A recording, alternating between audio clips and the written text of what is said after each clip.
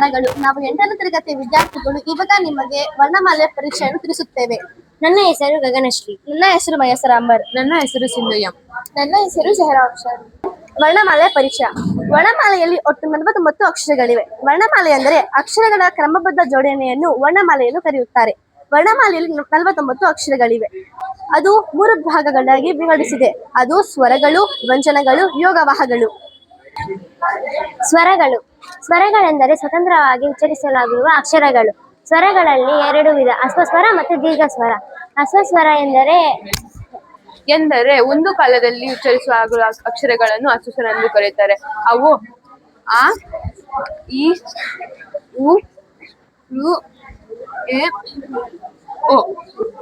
ಈ ಒಟ್ಟು 6 ಅಕ್ಷರಗಳಿವೆ. 2 ಮಾತ್ರ ಕಾಲದಲ್ಲಿ ಉಚ್ಚರಿಸಲ್ಪಡುವ ಅಕ್ಷರಗಳನ್ನು ದೀರ್ಘಸ್ವರ ಎನ್ನುವರು. ಆ, ಈ, ಉ, ಎ, ಐ, ಓ, ಔ.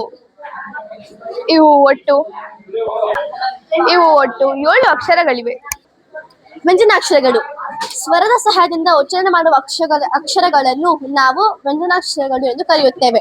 ವ್ಯಂಜನಾಕ್ಷರಗಳು ಕ ಇಂದ ಲಾವರೆಗೂ. ಇದರಲ್ಲಿ 2 ವಿಧ, ವರ್ಗೀಯ ವ್ಯಂಜನಗಳು, ಅವರ್ಗೀಯ ವ್ಯಂಜನಗಳು. ವರ್ಗೀಯ ವ್ಯಂಜನಗಳೆಂದರೆ ವರ್ಗ ಮಾಡಲು ಸಾಧ್ಯವಾಗುವ ಅಕ್ಷರಗಳನ್ನು ವರ್ಗೀಯ ವ್ಯಂಜನಗಳೆಂದು ಕರೆಯುತ್ತೇವೆ. ವರ್ಗೀಯ ವ್ಯಂಜನಗಳಲ್ಲಿ 3 ವಿಧ, ಅವು ಅಲ್ಪಪ್ರಾಣ, ಮಹಾಪ್ರಾಣ, ಅನುನಾಸಿಕ. ಕಡಿಮೆ ಉಸಿರಿನಿಂದ ಉಚ್ಚರಿಸಲ್ಪಡುವ ಅಕ್ಷರಗಳನ್ನು ಅಲ್ಪಪ್ರಾಣ ಎನ್ನುವರು.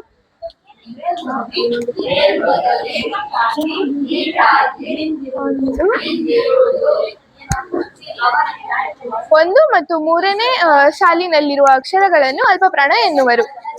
ಮಹಾಪ್ರಾಣಾಕ್ಷರಗಳು. ಮಹಾಪ್ರಾಣಾಕ್ಷರಗಳನ್ನು ಉಚ್ಚಾರಣೆ ಮಾಡುವ ಅಕ್ಷರಗಳನ್ನು ನಾವು ಮಹಾಪ್ರಾಣ ಎಂದು ಕರೆಯುತ್ತೇವೆ. ಅದು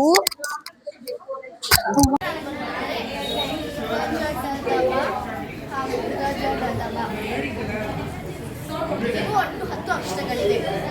ಮೂಗಿನ ಸಹಾಯದಿಂದ ಉಚ್ಚಾರಣೆ ಮಾಡುವ ಅಕ್ಷರಗಳನ್ನು ಅನುನಾಸಿಕ ಎಂದು ಕರೆಯುತ್ತೇವೆ. ಅದು ನ, ನ, ನ, ನ, ಮ. ಇವು ಒಟ್ಟು 5 ಅಕ್ಷರಗಳಿವೆ.